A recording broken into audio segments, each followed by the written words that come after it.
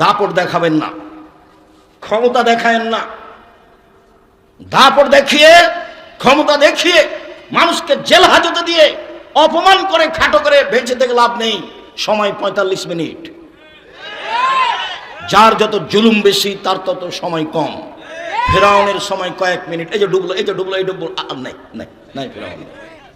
তারপরে আদ সামুদ হঠাৎ করে নেই না, কই আদ নেই, সামুদ নেই, খালি ইতিহাস আছে, শুধু ইতিহাস আছে, দেখতে দেখতে নেই। আদ সামুদ সবচেয়ে বড় জালেম, বিশাল ক্ষমতার অধিকারী। ফেরাউন বড় জালেম। অল্প সময়, আপনাদের নেত্রীর 45 মিনিট সময় দেখে হুঁশ করা দরকার। ক্ষমতা দেখাবেন না কাউকে। দলীয় দাপট দেখিয়ে মানুষকে অপমান করে খাটো করে বেঁচে থাকার চেষ্টা করিয়েন না। আপনি মাটির মানুষ, আবার আপনাকে তৈরি করা হয়েছে শুক্র কিট দিয়ে, দুর্গন্ধময় একটা পদার্থ দিয়ে। আপনার কোনো ক্ষমতাই নেই, আপনার কোনো মান নেই, আপনার কোনো মর্যাদা নেই। আপনি মাটির মানুষ, আপনি দাপট দেখান কেন? ক্ষমতা দেখান কেন? মানুষকে অপমান করেন কেন? মানুষের জমি জাল করেন কেন? কেন এভাবে চাঁদা আদায় করেন? চাঁদা আদায় করবেন কেন?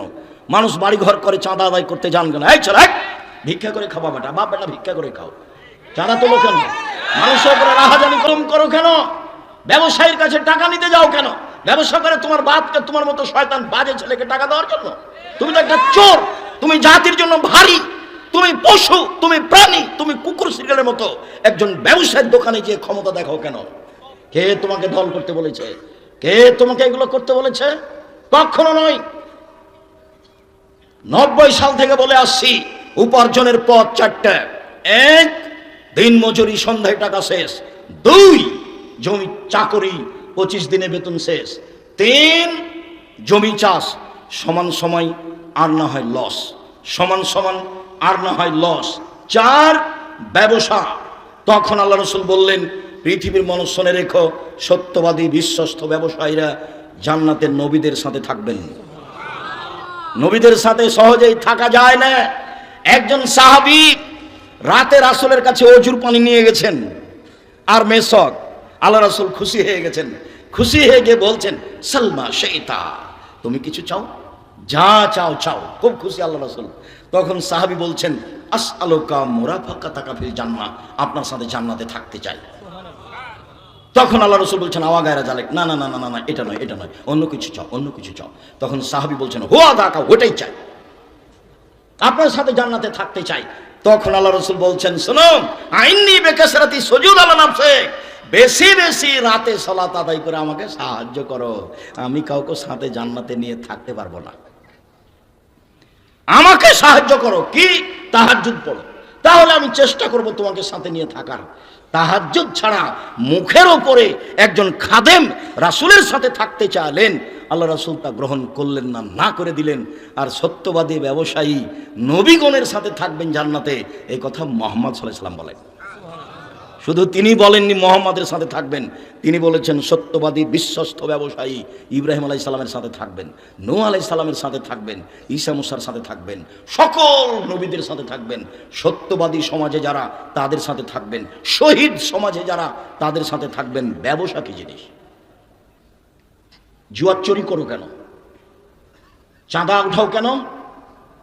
যারা আমার সামনে আছো, অনলাইনে পৃথিবীর যেখানে যারা আছে, এই বক্তব্য যেখানে যখন যে শুনবে, সকল দিনই ভাই বোনকে বলছি, জুয়াচুরি থেকে বেঁচে থাকো, জুলুম থেকে বেঁচে থাকো, চাঁদাবাজি থেকে বেঁচে থাকো, ভিক্ষা করে খাও। মানুষকে দাপট দেখিয়ে চাঁদা উঠাও কেন? কেন উঠাবা? ব্যবসায়ীর রাস্তা ধরতে হবে কেন তোমাকে? বিত্তশালীর বাড়িতে গিয়ে তোমাকে আক্রমণ করতে হবে কেন?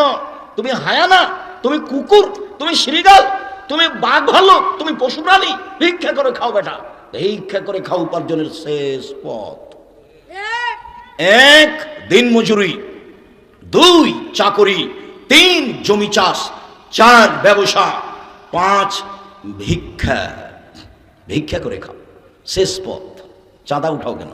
চাঁদাবাজি করো কেন? কাজ পাও না? ভিক্ষা করো।